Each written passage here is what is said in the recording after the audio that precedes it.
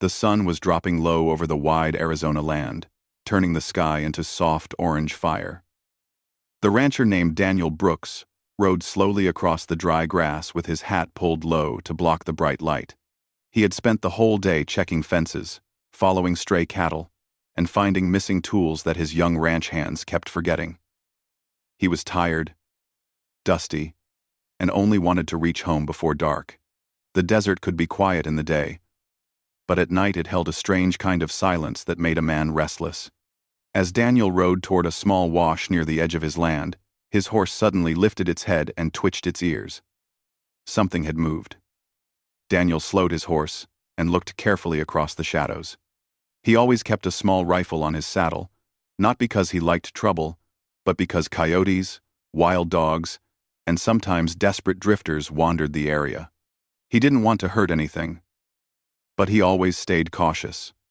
When he saw a shape move in the brush, he lifted the rifle, not to fire, but to scare whatever it was. The shape moved again, quick and small. Daniel thought it was a wild animal and fired a warning shot at the ground to the right. The sound echoed across the canyon, and his horse stepped nervously. But instead of an animal running away, Daniel heard a soft cry, a human cry. His heart jumped into his throat. He lowered the rifle at once, swung off his horse, and ran through the brush. There, lying on the ground, was a young Apache girl, maybe 16 or 17, holding her arm. Her long, dark hair fell across her face, and her eyes were wide with fear. Daniel felt the blood drain from his face. His warning shot must have hit a rock and sent a piece of it flying toward her, or the bullet had grazed her by accident. He had not meant to harm anyone. He dropped to his knees beside her. Fear and guilt washing over him like cold water. The girl tried to sit up, but she winced and drew back, unsure if he meant to hurt her more. Daniel lifted his empty hands in front of her. "I'm sorry," he said softly, his voice shaking. "I didn't know you were there. I was aiming at the ground. I never meant to hurt you." She did not answer, though her eyes stayed fixed on him. She held her left arm close to her chest, and Daniel could see a thin line of blood along it. It didn't look deep, but it still scared him. He knew that any injury could become dangerous out here. "Let me help," he said gently. She hesitated, watching him like a nervous deer. Daniel moved slowly, careful with every step, showing her that he wasn't a threat. He tore a clean piece from his own shirt, dipped it in his canteen, and reached toward her arm. She pulled back at first, but after a moment, she gave a small nod. Daniel worked with steady hands, cleaning the wound, checking it, and wrapping it tightly with the cloth. She flinched once or twice, but she stayed silent. When he finished, she finally spoke, her voice soft and unsure. "Why help me?" she asked, in accented but clear English. "Because I caused it," Daniel replied honestly. "And because no one should be left hurt in the desert." She watched him for a long time. Daniel felt the weight of her gaze as if she were measuring him, trying to understand the kind of man he was. Apache and settlers had not always lived peacefully, but Daniel had never held anger toward them. He believed people were people, no matter their tribe, land, or language. The girl tried to stand but wobbled. Daniel caught her before she fell. She stiffened but did not pull away. She was light and tired, and he could feel her trembling. "You need rest," he said. "My ranch is not far." She shook her head. "My people. They will look for me." "Both," Daniel nodded. "Then I'll take you to them. But first, you need strength. The desert gets cold fast." The girl hesitated again, torn between fear and exhaustion. But finally, she nodded. Daniel helped her onto his horse and walked beside her, steadying her with one hand as he guided the reins with the other. The sky faded into deep purple, and the first stars appeared above. The land grew cooler, and the sound of crickets filled the quiet. The ranch house glowed faintly ahead, a warm square of soft yellow light. When they reached it, Daniel helped her down, letting her lean on him as he guided her inside. His old cook, Maria, gasped softly when she saw the girl, but quickly hurried to boil water and bring blankets. Daniel spoke quietly to the Apache girl. "You can rest here tonight. No one will harm you." Again, she studied him with deep, searching eyes. She looked so young, so alone, and yet proud. She finally allowed herself to sit on a soft chair by the fire. Daniel knelt beside her again to check the cloth on her arm. The firelight reflected in her eyes, making them shine like dark glass. "Your name?" Daniel asked gently. She paused. "Nayeli," she answered. "It's a good name," he said with a small smile. "I'm Daniel." She repeated it softly as if testing it. "Daniel." They shared a moment of quiet understanding. Maria brought warm food and water. Nayeli ate slowly, still alert but no longer fearful. Daniel sat nearby, giving her space. He couldn't shake the guilt he felt. He had harmed a young girl who had done nothing wrong, and he knew the Apache tribe had every right to be angry. But he was determined to do the right thing now. After she finished eating, Nayeli looked at him seriously. "Your people and mine. We do not trust each other," she said. "Why did you not leave me when I fell?" Daniel spoke with simple honesty. "Because I'm not the kind of man who walks away from someone who needs help." Nayeli lowered her gaze, thoughtful. "My tribe will not believe this," she said softly. "But still, thank you." Daniel dipped his head respectfully. "I'll take you home at dawn." But Nayeli shook her head. "They will come here before morning." Daniel's eyes widened. "Here? They will track me." "They always find their own raid." He suddenly felt the weight of what was coming. A group of Apache warriors riding onto his land and seeing their young woman in his home, it could turn dangerous, even deadly. But Daniel knew he couldn't turn her out. He would face whatever came. Later that night, Nayeli slept near the fire, wrapped in a blanket. Daniel sat in a chair nearby, keeping watch. He listened to the quiet night and wondered how a simple warning shot had changed everything in just a few hours. Just before dawn, the sound of horses came from the ridge. Strong, fast, purposeful. Daniel stood up and prepared himself. Nayeli opened her eyes, alarmed but not surprised. "They are here," she whispered. Daniel nodded slowly, his heartbeat steady. He would step outside. He would be honest. He would accept whatever came. He walked out into the cool morning air, hands open and empty, ready to face a tribe that had every reason to be angry. But he had one hope: Nayeli knew the truth. And maybe, just maybe, she could help them see it. What happened next would decide whether he lived, whether they forgave, and whether the strange bond formed between him and the young Apache girl would change everything for both sides. The morning light slowly spread across the land, soft and pale. But there was nothing gentle about the silence outside the ranch house.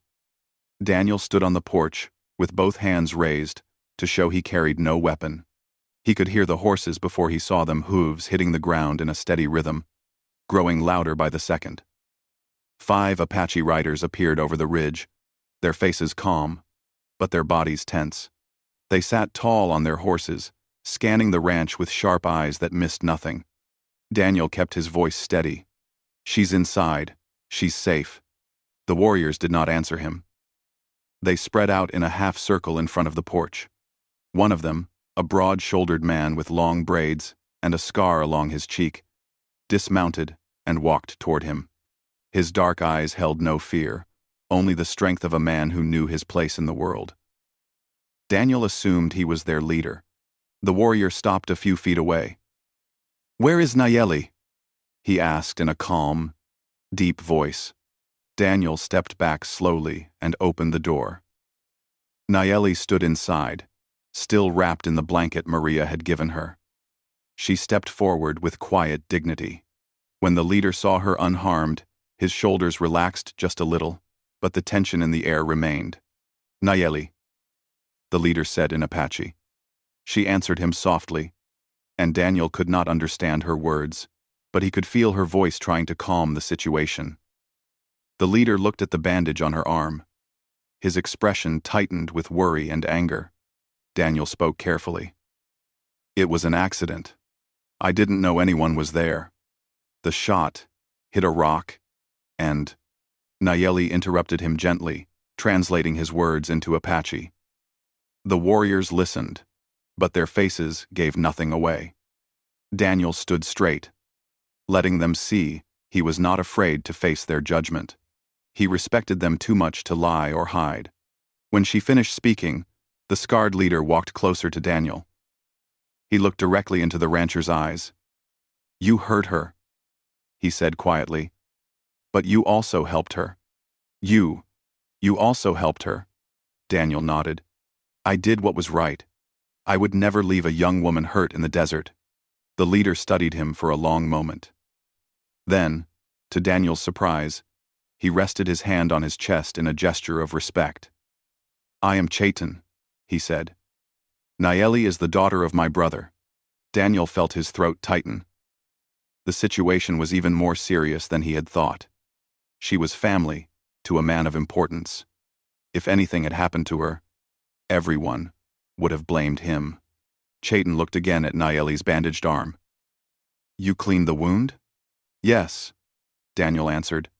"I did everything I could." Chaitan nodded once, slowly, but Daniel could see a storm still turning behind his calm eyes. Apache families were tightly bound by honor and duty. He needed to understand exactly what had happened. Chaitan turned to Nayeli and spoke again in their language. Nayeli answered with steady words and lifted her bandaged arm so he could see the cloth. She then placed her hand over her heart and pointed gently at Daniel. Her gesture was clear. Even without translation, she was telling them he had protected her. The other warriors murmured softly among themselves. One of the younger warriors stepped forward and examined the ground near the porch. He looked at Daniel and pointed at the horse tracks leading from the desert to the house. "You carried her here?" the young warrior asked. "She couldn't walk," Daniel replied. The young warrior nodded slowly, the respect in his eyes growing stronger. Chaitan finally spoke again. "You did not run. You did not hide. This shows strength." Daniel felt a quiet relief, but the moment was not over yet. Chaitan looked at Nayeli once more. She stepped forward, lifting her chin. "He helped me," she said in English this time. "He saved me from the cold night. He made food. He watched over me." Daniel felt a strange warmth in his chest. She did not owe him such kindness, yet she spoke with calm honesty. Chaitan released a slow breath. Then trust must be returned. He turned to his men and said a few words. The warriors relaxed. Some even nodded at Daniel, with the kind of respect they usually reserved for their own people. Chaitan then surprised Daniel again. "You will come with us," he said. Daniel blinked. "Come with you?" "To return her properly," Chaitan explained. "It is our way. The one who heals must stand with the one who was hurt. It shows honor." Daniel had not expected that. He thought they would take Nayeli and leave. He looked at Nayeli, and she gave a small nod. "It will be safe," she said softly. Daniel saddled his horse again. Before he mounted, Maria came to him, worried but trying not to show it. "Be careful," she whispered. "But I think they see your heart." Daniel squeezed her hand gratefully and rode out with the Apache riders. Nayeli rode beside him on a horse one of the warriors had brought. She held the reins lightly, though Daniel could tell she was still tired. The ride was long and silent at first. Daniel kept pace with Chaitan, feeling every eye on him. But after some time, Nayeli rode a little closer. "You were brave," she said softly. "I just wanted to make things right," Daniel answered. She smiled a small, gentle smile that softened her tired face.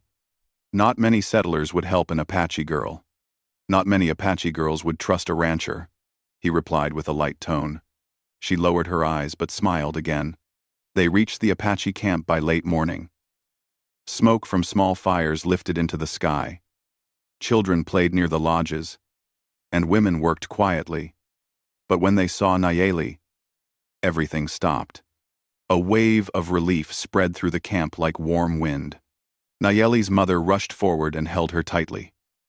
The woman then turned to Daniel, her eyes full of both gratitude and caution.